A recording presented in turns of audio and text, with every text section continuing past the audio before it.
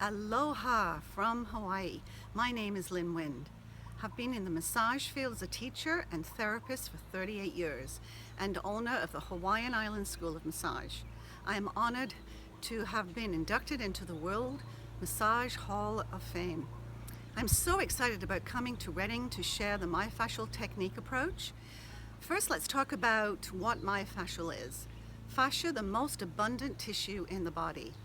Fascia spreads throughout the body in a three-dimensional web from head to toes, uniting into one continuous fascial network.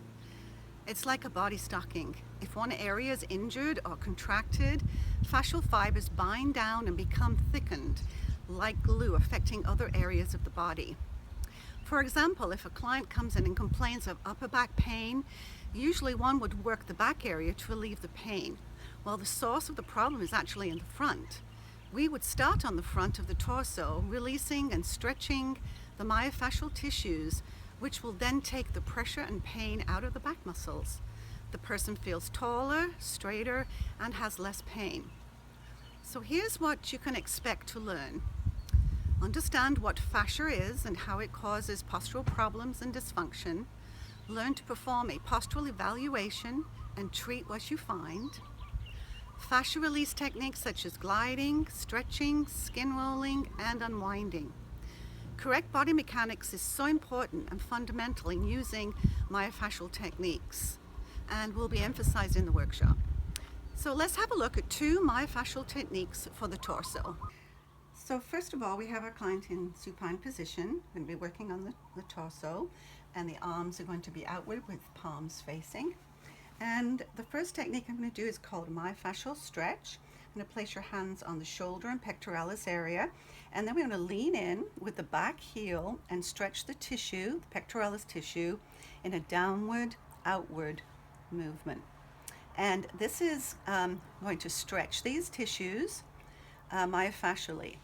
The key is to hold this position for 2 minutes, at least minimally.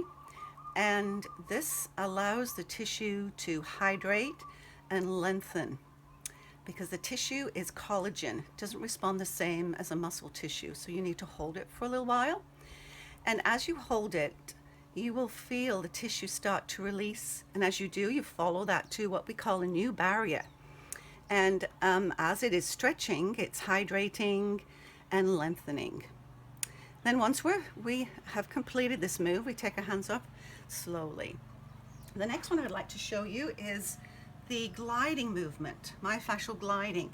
So we're going to do this for the pectoralis, and we start at the sternum with our fingers together, pads.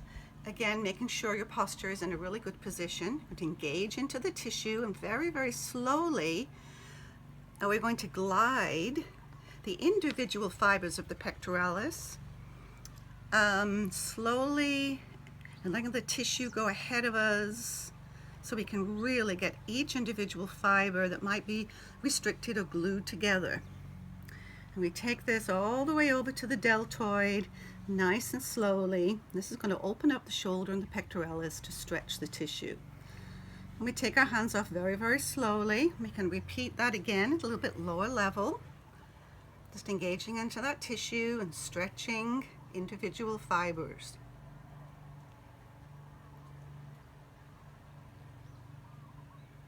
And we do not use any lubricant.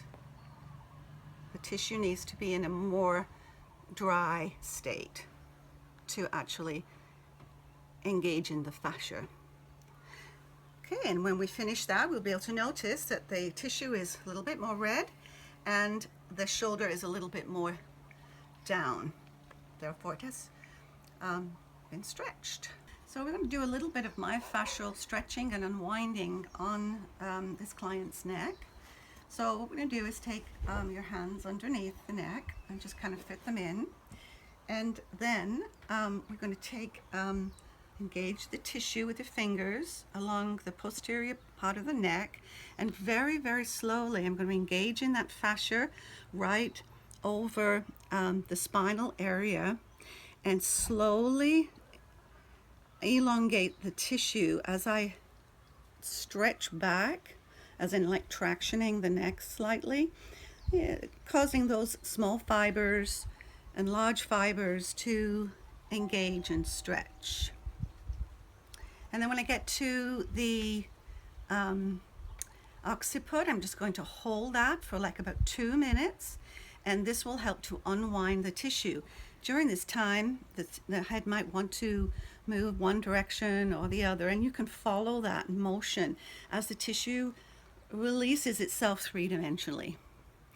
And this is one more of a technique that we're going to do, of many that we will be doing in the workshop in Reading. Come and join us in Reading for the workshop. I'm so excited to be sharing this knowledge with you. Aloha. See you in Reading.